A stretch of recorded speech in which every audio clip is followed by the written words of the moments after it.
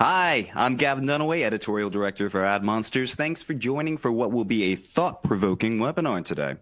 Privacy regulations, the crumbling third-party cookie, a general need to diversify revenue streams. These are just some of the factors driving publishers to better and directly engage with consumers. And a key tool helping publishers connect is an old favorite, logins. But although they may seem straightforward, logins and the strategies around them come in a lot of flavors. One more set of complexities for a publisher. Today, we'll explore logins through several vantage points, including the potential for single sign-on alliances. Does garnering an email address through a newsletter sign-up count as a login? When asking for logins, how do you lay out the value you're offering in exchange for consumer data? And how is it different from before when you didn't ask for a login? Is this the moment consumers understand that there's a cost to web content? There is much to discuss.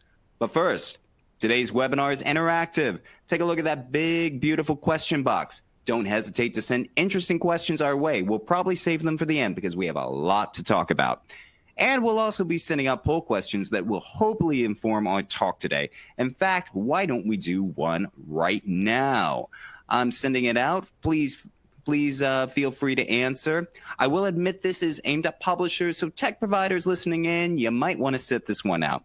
Now, while you guys are talking about what your current login strategy looks like, I would like to better get to know my my panelists. So if I can bring up first Claire from Haymarket Automotive. How are you doing today, Claire? Hi, thank you. Thanks for inviting me to your event. I'm feeling good, a bit oppressed. I've just started a new lockdown, but you know, keep smiling. Well, fingers crossed that that it doesn't go on longer than it has to.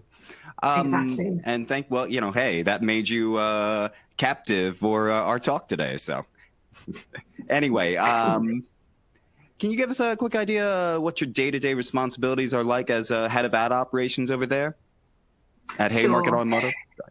Yeah, so I'm chiefly responsible for the ad operations, but I also have a second part of the job, which is to consider the wider analytical requirements of the business and the data strategy, and meeting both our internal and our external requirements for automotive insight. So this is a topic I love sticking my nose in. You know, one of the biggest things I'm working on at the moment is supporting a new implementing a new CRM system. So, you know, user choice, logins, emails, all of that, the sort of security around that, the permissioning, how we can use it, how we can take advantage of it, but also, you know, how do we hold ourselves accountable to sort of privacy law? That's my bag at the moment. That's a heavy load right there. And then on top of that, I like your attitude. But on top of that, you know, you've got your Q4. You're feeling the pressure there. You know, what's kind of heaviest on your plate? Yeah, absolutely. And for automotive, we operate in such a seasonal industry. In the UK, there are two parts of the year which are busy. Right now, we're gearing into a natural decline. Before January, there's a massive surge. But at the moment, what's really worrying me is the news today of, you know, hitting a new lockdown and the car dealers having to close. And actually, my biggest worry right now is not the normal day-to-day. It's how does that impact our ad revenues, and how do we maintain, you know, a business, actually. Wow. That's tough. That's dramatic stuff. Yeah, not your what you normally expect for Q4, indeed. Well, yeah. I can't wait to talk to you more about what you're doing over there. But I'm going to switch over to Achim Schlosser from the netid consortium. You know, I first heard about this about a year ago in Cannes. That was another beautiful pre-COVID moment. While we're going to get into like the mechanics of the netid Foundation, I did want to ask you what your responsibilities are as CTO. Yeah, Gavin, thanks for having me. So as a CTO with netid, I'm mainly responsible for the operations, maintenance, and also the strategic development of our single sign-on authentication and privacy management infrastructure. And since all of that should be value driving and also future proof, I naturally am quite heavily involved also in the discussions around re-arc, privacy sandbox, and then the other big thing is naturally data protection, privacy regulation. So how does login, monetization, data transfer, consent actually relate to this user interaction?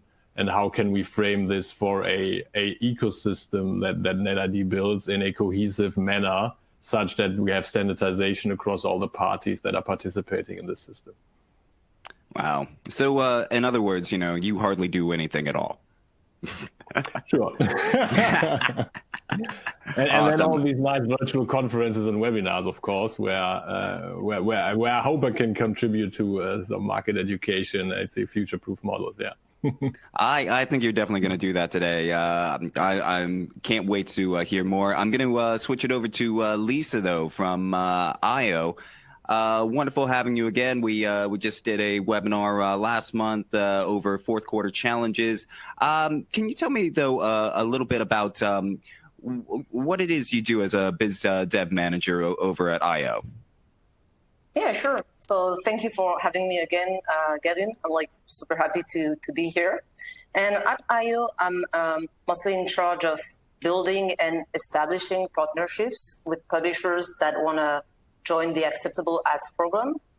And as an open source company, we really want to facilitate a better value exchange in between users and publishers.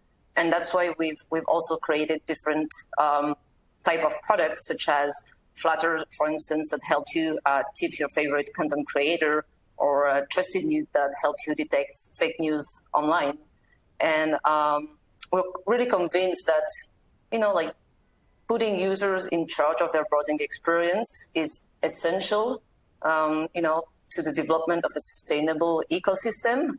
And that's why today we're very interested in the logging topic, because we see it as a way for publishers to reshape their relationship with users. And this ultimately would lead to a more transparent value exchange. That is a wonderful segue into your presentation. But first, I was curious about this poll I sent out about asking the audience whether they have a login program currently. And it's interesting that the majority, I kind of expected this. 33% said, I guess you could call it a login strategy. I'm kind of wondering if, say in the next year, this idea will get a lot more refined. But I think, Lisa, you've got a great presentation here. We're going to switch over to that and about how the value exchange is delivered. So handing it off to you. Cool. Thank you, Gavin. So first, I just want to, go a little bit back in time, back to when the internet was created. It was meant to be a platform of exchange of information and messages. And then it grew really popular and marketers opened their eyes.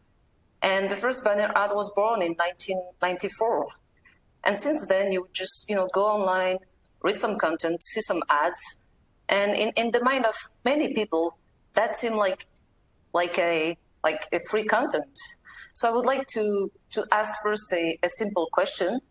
How many people do you think were aware that this free content they're reading was actually ad-funded content? So I do think that most people knew that advertising could generate revenues. After all, we are, even before the inception of the internet, people were exposed to ads in their everyday life, whether it is on TV or when they would go and buy a print newspaper. And they would go and buy this newspaper, so pay the price for the newspaper and see ads within the newspaper. So in comparison, going online, getting access to your content and seeing some ads just seemed like a better deal for everyone. And usually when you have a better deal, you don't want to dive too much into details and you don't want it to change. And we got to this point where we didn't really know how internet was sustained. We didn't know that ads had something to do with it, but we didn't really know to what extent. And people were not aware of how online newspapers were making money and what was the percentage of ad revenue in that. So the users didn't really have a clear vision of a value exchange here. And now today we want to raise awareness about this value exchange, because this is the future of the internet, right? And to start this conversation, I just want to ask 3 questions. So the first one is, why are some people reluctant to pay for content online? And here I'm seeing 4 main reasons. So the first one is actually a very basic one. When you get something for free, then it's complicated, to want to pay afterwards. So if you take a kid that you have offer, candies for the next, for the past 5 years, every single Monday, and then you ask him to pay for the candy, he would think that's unfair. And that's a human reaction. The second reason is related to the fact that when you go on the internet, you can find very similar source of content for free. And here payment just add an extra layer in between you and the content that you want to read. Then as a third reason, I would mention brand loyalty and trust. If readers don't really trust a specific publication, they are unlikely to pay for it. And then the fourth reason is related to the new habits of media consumption. So when you go online, some people would read 1, 2, 3, up to 5 or 10 publications a day. And here a subscription model would make it very expensive for users to contribute. Then the second question that I wanted to ask is related to advertising. So can ads still be a relevant source of funding? Here, I think that yes, for many publications, ads can still be relevant, but under certain, conditions. Our level of screen exposure has increased dramatically over the past few years, and the attention span at the same time has decreased. So, users have become incredibly more picky about the content that they're seeing and their browsing experience. And every single user has a different level of ad awareness. So for some people, some ads would be acceptable, and for others, that would just be a terrible ad experience. And you don't want your website or your brand to be associated to this terrible ad experience. That's why I think that granularity is key here. And then the third question is, how to offer a fair value exchange. It's almost a bit philosophical, right? And I don't think there is a magic recipe here.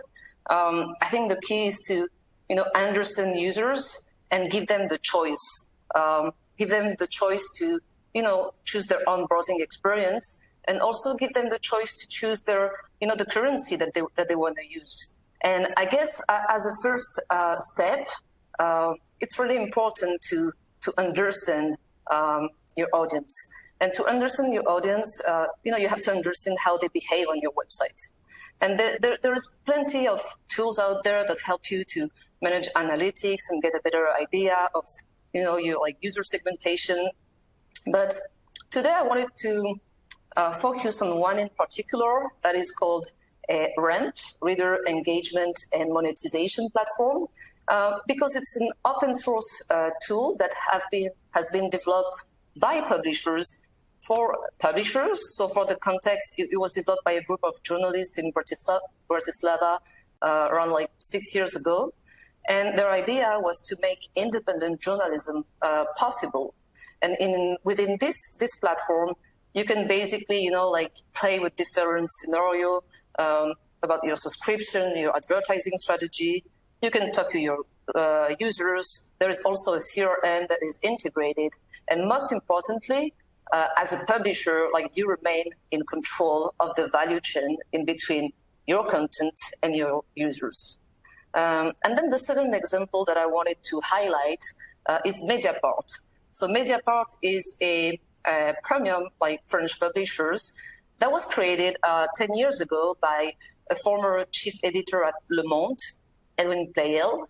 And his idea back then was to, to bet on content quality to build an actual business model.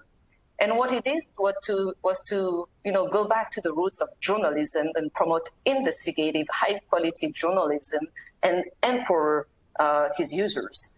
So from the very beginning of this newspaper, readers were like part of a community. They would talk with journalists. They would also contribute to donation. And step by step, this newspaper that is 100% sustained on subscriptions managed to take off. And now, 10 years after, they have a team of 30 journalists. They have 150K subscribers, and it's an actual success. And here, I just want to add that, the success of this newspaper was due to the fact that users were not just part of a strategy, they were at the center of their strategy. And I guess that, after having done this job of understanding better your audience, it's time to adapt your strategy to your actual readers. And here, audience segmentation is really key, in my opinion. And for the sake of simplicity, I choose to, just pinpoint 3 broad categories of readers. So the first one is, the super readers. They represent roughly 10% of your traffic. They drive most of the revenue, and they're your loyal audience. They highly value your content, and here, trying to convert them into subscribers is actually the way to go. And then you have, some casual readers that would always expect content to be free. And here, my advice is not to waste time with these users trying to convert them, but instead optimize, ad revenues. And then in between these 2 extremes of the super readers and then, the casual readers that do not want to pay, you have the multi-source readers. These readers are loyal to your brand, but they're also loyal to other brands as they consume different media online. And they're a very interesting segment because they're not as dogmatic about the fact of not paying, but they also have a different level of ad sensitivity. And here, in order to promote a hybrid model in between subscriptions and ad revenues, I think it's really key to be able to gauge this ad sensitivity. And here, I just wanted to share some feedback that we have about a very highly ad sensitive audience, the ad blocking audience. So we have around 200 million users worldwide. And what we did to understand them better was, to simply talk to them. So we actually launched a survey asking them very simple questions, such as, why did you download an ad blocker at the first place? What's your relationship with online advertising? What's your relationship with, online content? And out of this big survey, 2 really interesting results came out. So the first one is that 90% of this segment of users do not actually hate ads. They're just very annoyed by intrusive ads. And then more than 80% of them would be actually willing to see some ads as long as they're relevant and acceptable. And then we just touch this notion of acceptable ads. That could be a game changer for the ecosystem.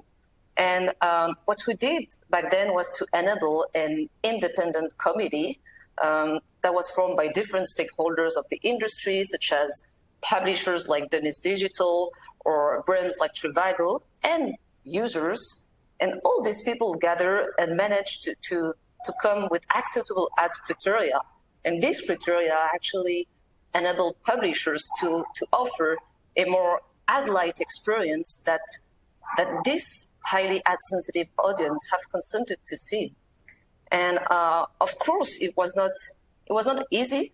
But I think that the good news is that if the Acceptable Ads Committee has managed to do that with a highly ad-sensitive audience, you can also do it with your own users. And here, I do think that dialogue is key. User groups, A/B testing, and really giving your users more control over their online experience. And one way to go is to actually, retake an ownership in your relationship with your readers. And we all know that there is too many intermediaries in between you and your readers. I just wanted to include this snapshot to make it even more tangible. You can see that more than 50% of the readers are coming from the GAFA, so social media or search engines. And ultimately, I think that initiatives such as global login alliances are a fantastic opportunity for publishers to rethink this relationship. But there is also a couple of challenges that I want to talk about. So the first one is related to publisher adoption. So even within a publisher or publication, sometimes it's complicated to align in between the ad revenue department, the subscription department. They'll have different KPIs and objectives, and that can be challenging. And then within the alliance level, there's still a lot of things to be defined when it comes to common data policy, ads, or subscription strategies. And guess what? I think that is completely fine, because we're still very early stage, and here I think that having an iterative approach is actually the best way to gain consensus and to further spread the adoption, among publishers. And then the other piece of the puzzle is user adoption. And here I just want to step back for 1 minute and be a user again and just think. If I go on one newspaper that I usually go and read articles from, and I'm seeing this logging option, I think the first question that I would have would be, okay, why am I seeing this today, and why I didn't see that yesterday?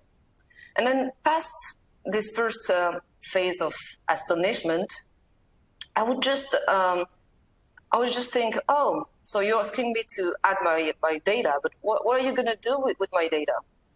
And then if I trust enough the brand, I'll go past this stage and I'm just going to think, okay, I'm going to add this data, but you're asking me, an extra effort. What do I get from logging in on your website?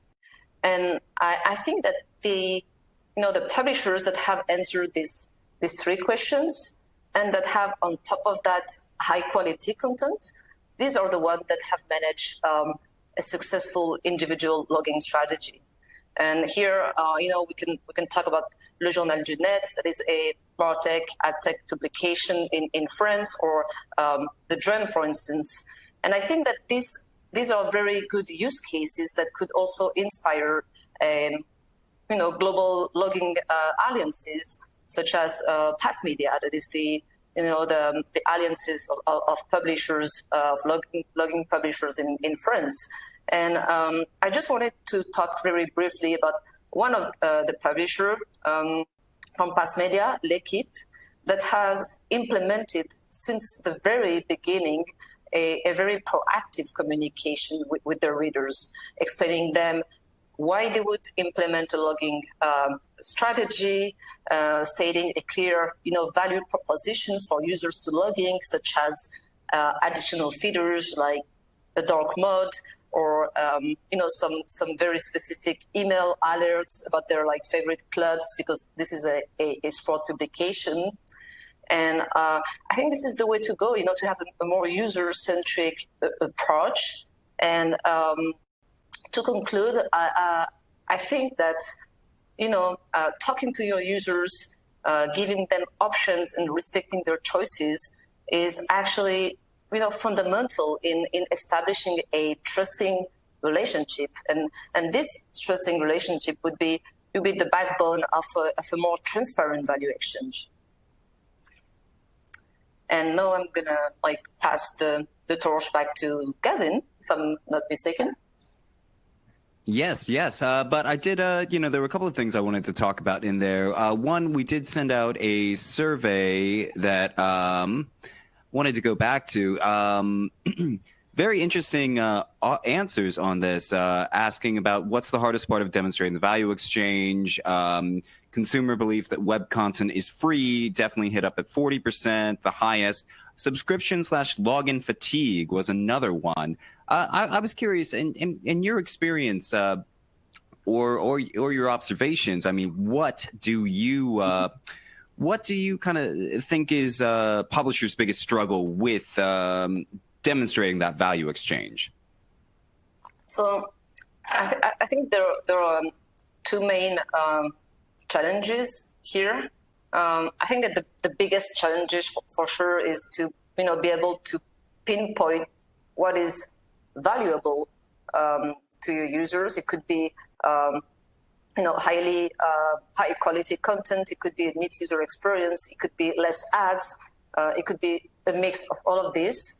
And then to match this value to the actual price that the users would be willing to pay for it. Could be data, could be subscription, ads, a mix of all of this.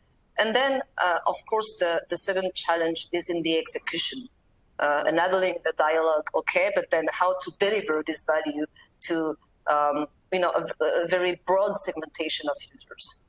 So I've heard very similar things. We had a really interesting think tank discussion group talking about like the messaging just being absolutely just so hard. You've got limited space to give a lot of information. How do you bring it across? And the other thing I found it really interesting you brought up was about analyzing, putting your readers in buckets in terms of engagement, and then analyzing what happens when you give them different styles of ads. Of course, those Google light ads are now in the mix, but I have heard of several publishers messing around with just experimenting with like, what if we give certain users less ads versus say the highly engaged ones versus the drive-by traffic. I think we'll hear a lot more interesting case studies about this in the coming months, definitely at AdMonsters conferences. Lisa, thank you so much. I'm going to switch over to Achim. Wonderful to have you here today. Like I said, I first heard about the netid consortium the year before, and I was just like, wow, I've been dying to learn more about it because for years at our Publisher Forum conferences, we've chatted about the potential for publisher alliances. And then when they actually did come together, they kind of flamed out spectacularly. But this is very, very different. And I'll segue to you just by asking, how important is the current environment and consumer sentiment to netid's success?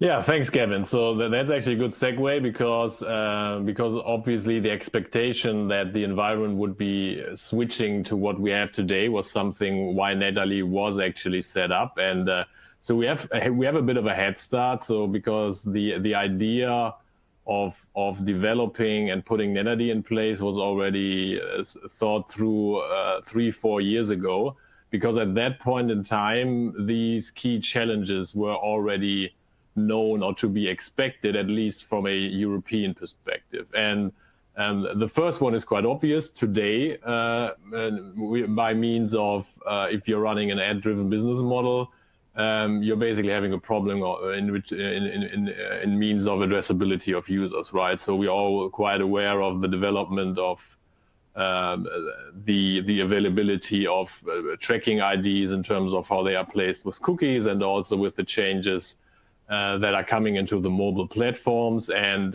given the announcement from Google and also from Apple now this summer, this has become a global topic.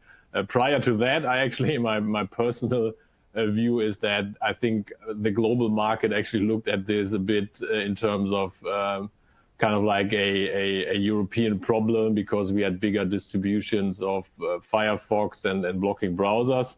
But since January, I think this has become a global priority topic. But that's kind of like obviously one of the big drivers that makes new approaches necessary, because plainly speaking, the issue one in terms of technical limitations is kind of like destroying the fabric of how monetization works today on all of the platforms that we know. The second bit is actually also converging. So obviously in Europe, we have been working on addressing the regulatory challenges, right? So we have GDPR since May 2018, have wrestled through defining a TCF version 2 that has been rolled out. But there's still a lot to discuss in terms of how do we actually deal with shared responsibilities between all these different parties? How do we define uniform legal basis for certain bits of processing? And how can we actually build new sustainable models for privacy and data security? And I think that actually gets more and more traction or more and more relevance now in the US. And if I'm not mistaken, California also passed the CPRA yesterday, right? Which is another steps toward a GDPR-like regulation, even though I would say it's not yet that strict, but it's definitely going there. And naturally, the third thing in terms of the ecosystem is that what was already obvious a couple of years ago, but the problem that the platforms are actually consuming more and more of the digital ecosystem because they're venturing into more and more spaces. And so that's a big concern, naturally, that also is quite prominent now, I think, in the US market. So because all of that, which was, I think, already clear a couple of years ago, that's why we actually started a couple of years ago already in defining netid as an open market initiative. So netid itself is, for a variety of reasons, the organization that manages this ecosystem is the European netid Foundation. So it's an independent foundation under German law to guarantee the neutrality and the protection from discrimination when people want to leverage these services in the European market. So that means, given this is an entity that is not owned, controlled by any external entity, we are, by our bylaws, we may not do preferential treatment to any individual partners. We are open to anyone and can't block anyone from using what we are doing as long as you are abiding by the rules of the system. The other thing is obviously building a sustainable network. So netid, since its start in end of 2018 in the German market, now has about 100 sites that are using the single sign-on services, a ton of intermediaries and service providers that are supporting this. So there's a variety of relevant people here, CMPs, authentication tool providers, paywall providers, and this and that. So there's a lot of intermediate technology that is relevant for these services, and naturally users, right? So the key thing for a login alliance is reach and how many users you can get into it. And we kind of like managed, obviously in a complex and long taking process, to have something like 38 million active users in the German market with the system, which is plus 50% of the online population. The other important thing for us is we strive for building products towards open standards.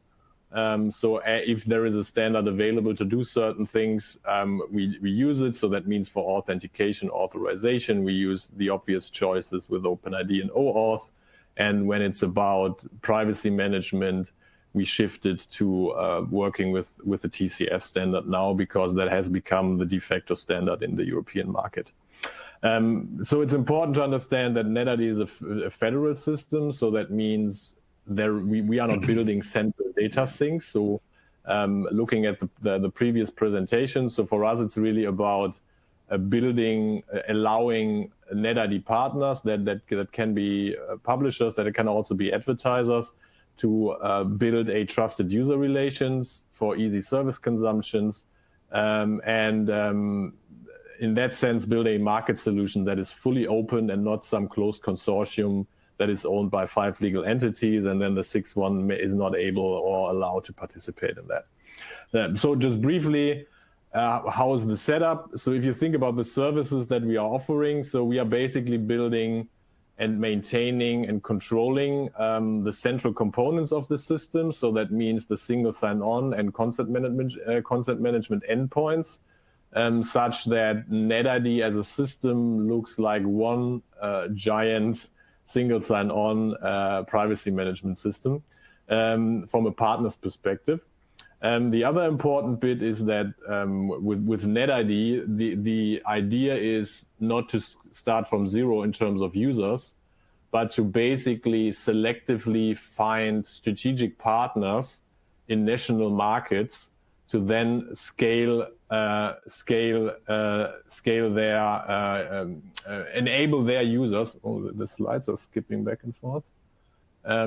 To basically enable their users to use netid functionality with other partners. So what you can see here is that where are these users coming from? So basically, any user that has an account with the below parties, and so the majority of users are now coming from the big email providers in the German market, Web.de and GMX.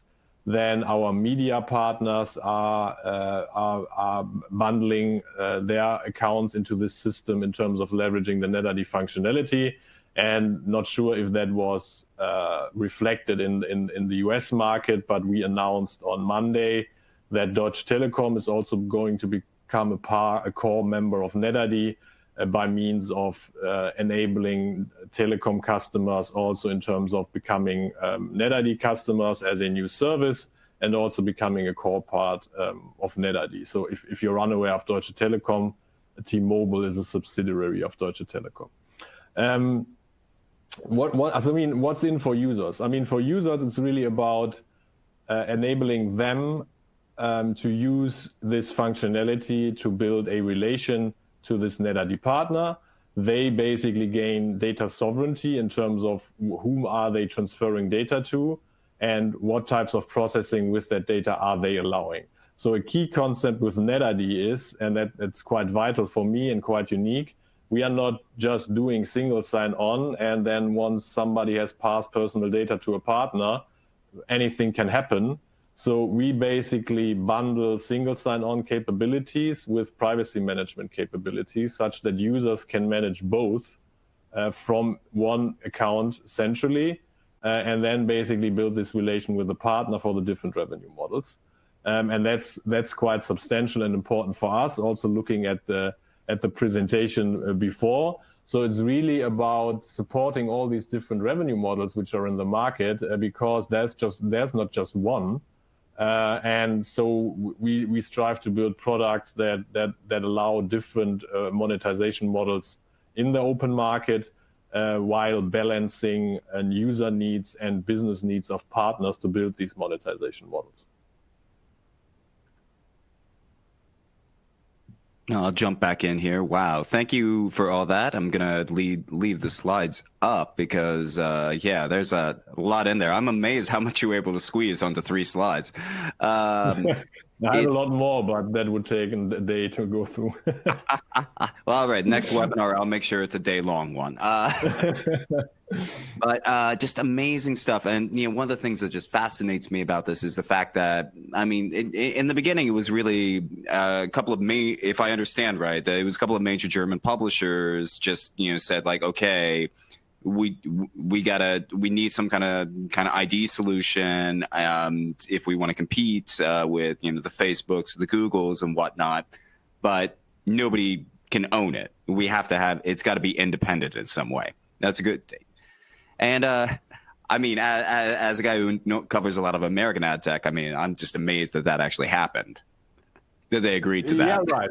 Yeah, right. So, and I think for us, obviously, it is a publisher-initiated system, right? But it's not solely focused on publishers, right? So we actually want advertisers to also adopt this, and that's why I'm particularly happy to have Telecom on board, which is a big advertiser, naturally, a global advertiser. And we actually want users to have full control about their data use and transparency. That means not only on the publisher side, but also in case advertisers run campaign, we want to have them full see-through capability and transparency of what's happening. Because coming back to the value exchange, right? What do you do? Why should I provide my data to somebody? Why should I use this authentication tool? And why would I do all of that? Because I get more transparency, I get more choice. I can selectively say, where am I fine with ad-supported models and where am I actually going into a full login in terms of a paid service model, for example. So it's interesting. Would you go as far to say that you act as a consent management platform, or is that a bridge too far? No, we do. So that's an important point to us. So we're not just building an OpenID SSO, right, where I'm saying I'm transferring my email to partner B, but we basically also, via authenticating users, we can obviously also store CMP statuses with that user account. So as a user, I can actually go back, log into my account and see, okay, I actually gave my consent to publisher ABC, and they are doing this and that with my data.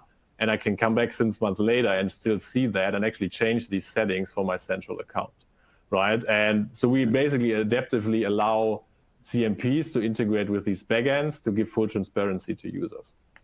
And now I apologize if you kind of went over this, but publishers, can they use this ID kind of similar to, say, like they use first parties and like first party data, and like, where can they attach their first party data to it and build profiles? Oh yeah, they can. So basically, we basically support, simply speaking, 2 levels of integration or data exposure. So if you have what was previously called the casual user, right, where you would say he's just popping up at my site just very infrequently, or maybe a first-time user, you could actually ask him to supply his consent for an ad-supported model, but he would actually get the ability to just be known to the publisher pseudonymously, right, without actually sharing direct PII. You could even also then say, okay, this user is a very high value customer, I'm doing a conversion. Then you can obviously also acquire direct PII, and partners can then use this identification to actually build profiles based on the consents that they have, and to basically build their first party data engagement pool, so to say.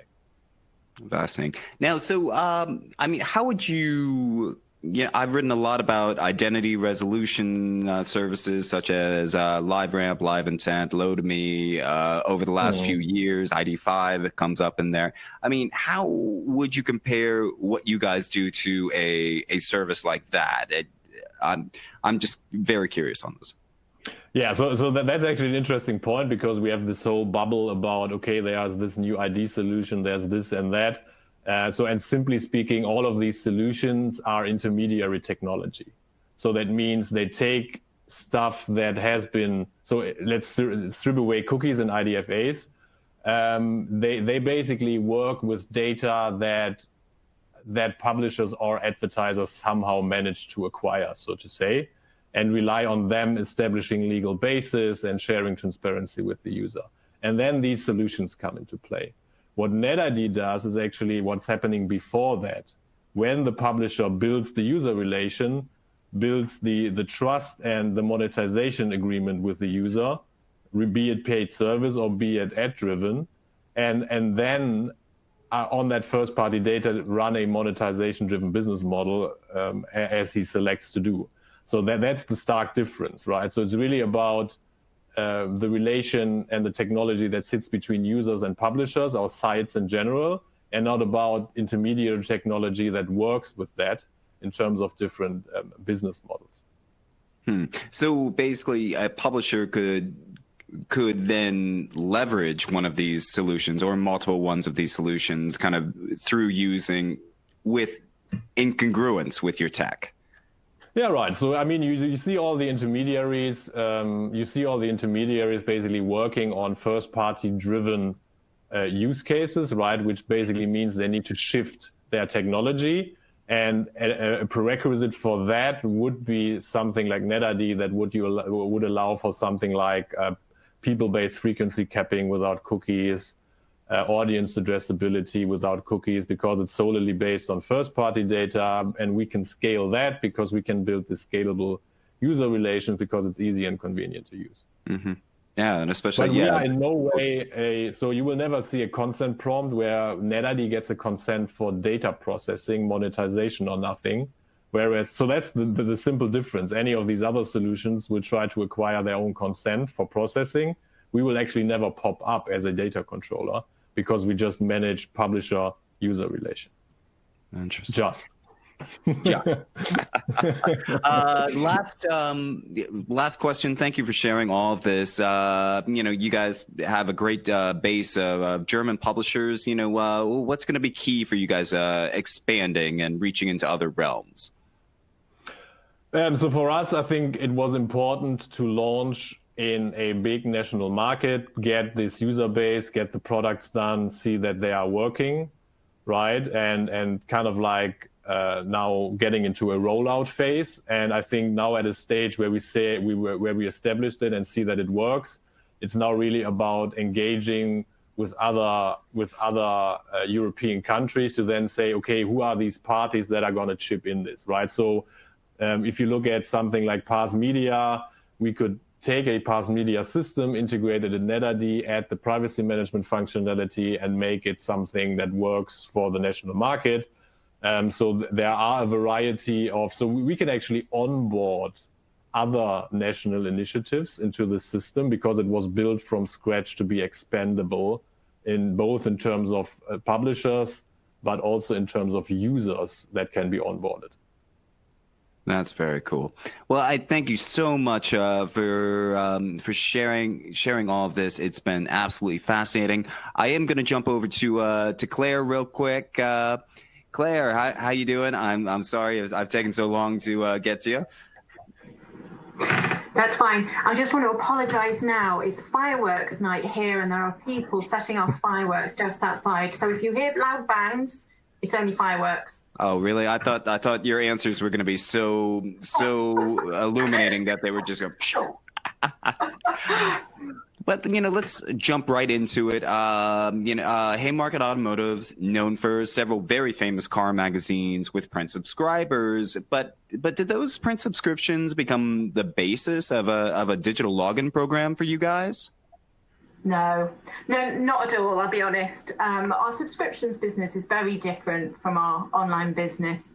And of course, we're trying to attract those subscribers back into our online platform, and especially into the car buying platform. But, a magazine subscriber is not going to translate well into a web login because the content is very similar. There's nothing additional that, a subscriber would see. So that's been quite hard for us. Our login program has had to be very different. Yes. I find what you guys are doing. Oh, I hear it. Right. As soon as you finished the answer, the fireworks started going off. Pretty cool.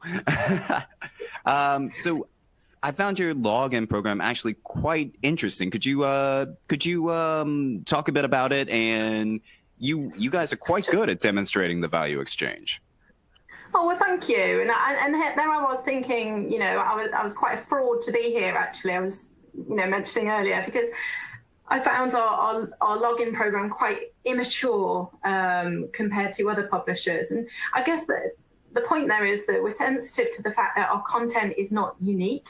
We produce car reviews, and we've got several, really high profile competitors.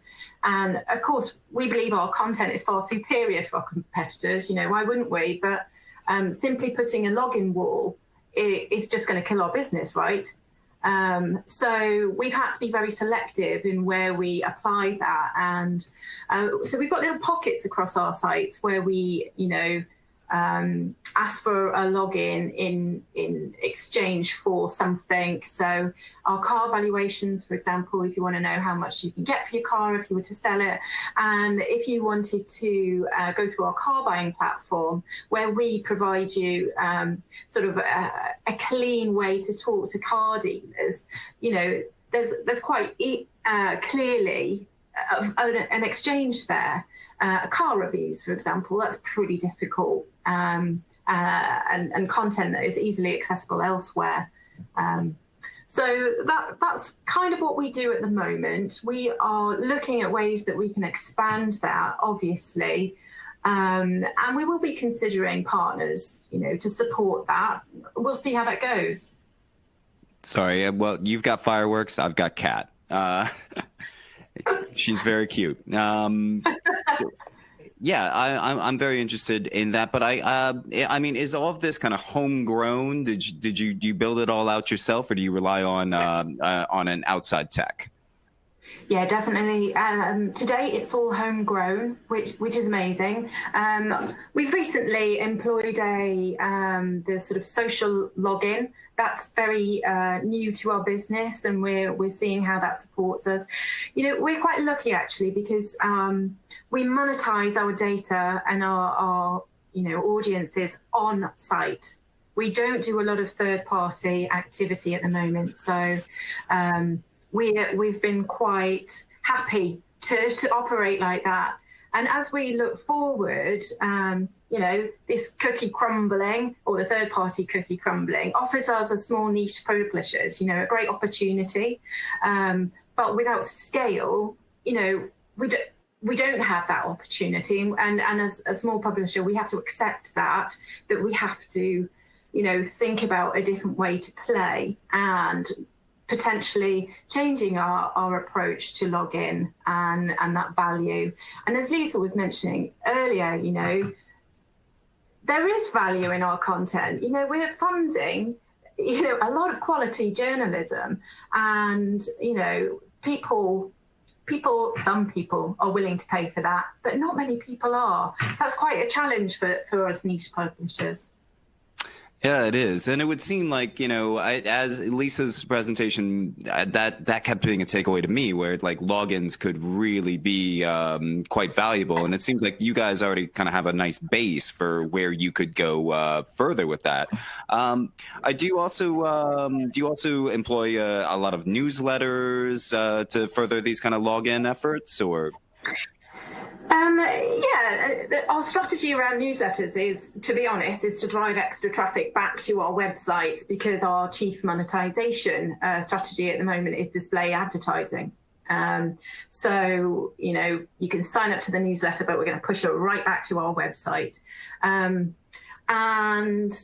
using the login there at the moment is just part of the small part of the strategy. It has to complement it rather than just being the single strategy. I feel you. So are you like kind of actively tying these logins into a larger data strategy, or right now you feel more like you're leaning on your excellent first party data? Generally, first-party data is the thing that we stand behind, proudly. Our data is really valuable. We've got car intent or purchase intent data. It is really valuable. But as a small publisher, obviously, that scale is, what hinders us. It is firmly on our priority list to develop. Our first-party data is used on-site robustly, and we make a lot of money out of it. Transitioning to using that or monetizing off-site is the key now. Yes. Did I answer your question? I don't feel I did. Oh, for sure. And it's going to be it's going to be very interesting with the crumbling of the third-party cookie, because right now many publishers, to do that, would use third-party targeting on would target their audiences off-site audience extension. So, I mean, are you interested or currently leveraging like in identity solutions, which we were just chatting about?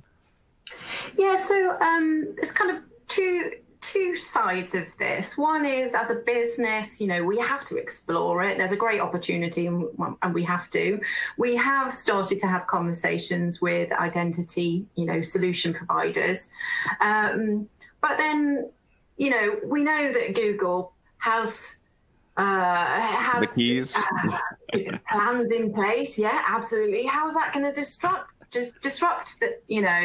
What happens? And for me personally, with a business with other huge priorities, do we, jump on, ride the wave, with identity, solutions, or do we just sit back and wait a little bit, see how Google plays out? And that's where I'm sitting at the moment. It's tough. I mean, there's such a chicken and egg conversations going around, and it's like multiple eggs, because there's the Google, then there's advertisers and publishers, and it's like it's who is going to lead the charge. It's tough. But and something else that you brought up to me that I hadn't really been on my bubble all that much. You guys are having on the first party, understandable, but what about the future of first party data? As we've seen with Apple, with ITP, they're making it harder and harder to leverage it. So. Yeah, it bothers me greatly, that we are sitting on really valuable data. We use it and monetize it in a first-party environment. But I've got serious concerns around the longevity of the cookie in itself and our ability to use it to monetize, because persistent tracking and pivoting off first-party cookies. It's just, it's how we got ourselves into the situation where the third-party cookie is crumbling anyway. So, as an industry, I feel quite strongly that we can't keep, when we're faced with a privacy challenge, we can't keep trying to replicate that business, just in a different way. We've got to be careful we don't destroy our gold. And I just, I really urge ourselves to consider what is the opportunity to do things differently, rather than trying to, continue with a business model that has led us into, this difficulty in the first place. Did that make sense? Oh, yes. So you did mention that, you guys are looking at expanding the login program. And, I'm curious, I feel like in the past that might have lived under a user engagement team or a user development team or something like that. But, from your description of your responsibilities, it sounds like the revenue team at operations is very involved in these discussions. Yeah, I mean, I think it would be false to say that the ad operations team is involved, but definitely the revenue team. So my role is very broad now. So ad ops is just one part of it, hence why I'm here talking today. But I would say that the revenue team is leading the discussion. We have interesting. Yeah, we're very vocal in Haymarket at coming up with ideas, but we're also very well respected as a revenue team, because we have very strong relationships with our editorial and product teams to deliver what's best for our customers and our audiences, rather than just making a quick buck. So yeah, we have a strong voice there. That's great for other publishers to hear. My hair is going nuts because of the my headphones. Sorry. No, it's the fireworks. They're blowing me away. But no, that's really good to hear, because I hear that from a lot of other publishers where, because the revenue team doesn't go quick buck, they're actually listened to a lot more. That's really inspirational.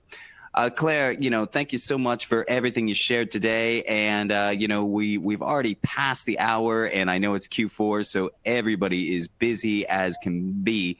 So I just want to take, we did get a couple of questions. They're mainly for Achim. I will send those to you with the senders, because I think we got to wrap this one up.